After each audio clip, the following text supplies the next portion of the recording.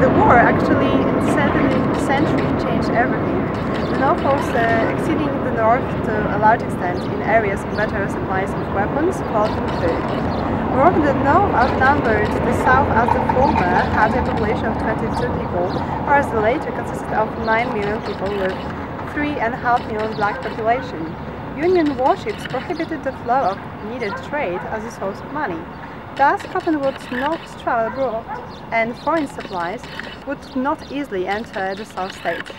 However, soldiers from the South were better prepared to fight at war. They fought at home in order to preserve their families. However, with the advent of Emancipation Proclamation, the purpose of the war was changed, and the North was fighting for the Union preservation and slavery abolition, according to Callaghan. After Abraham Lincoln's assassination, Andrew Johnson was left with many problems to be solved. He began to reunion the South with the North.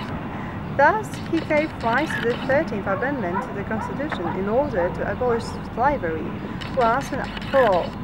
However, Southerners were reluctant to accept the changes.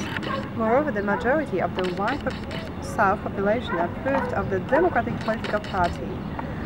Democrats argued against the Reconstruction governments viewed as incompetent and dishonest.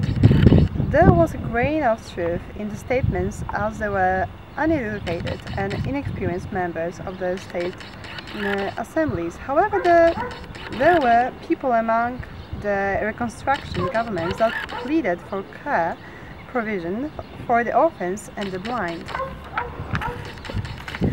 They also wanted to develop industries, railroads and schools that would serve good for both white and black inhabitants. However, Southerners could not agree on the same level of black and white position on so different cultures, and aimed at organizing groups of terror to frighten African Americans, for example, Ku Klux Klan. Republican supporters of Reconstruction held power in only 3 southern states, when Congress withdrew federal troops from the South in 1877, while Democrats won control of these two. Reconstruction was over.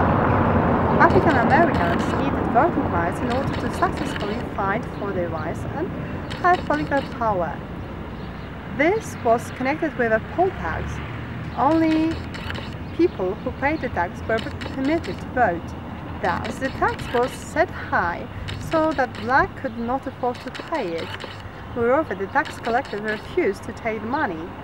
Furthermore, grandfather clauses were used as an additional repeatment in the process of African Americans.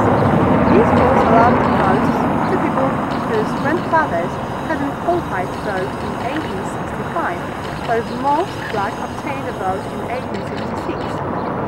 This affected further apartheid and segregation based on race.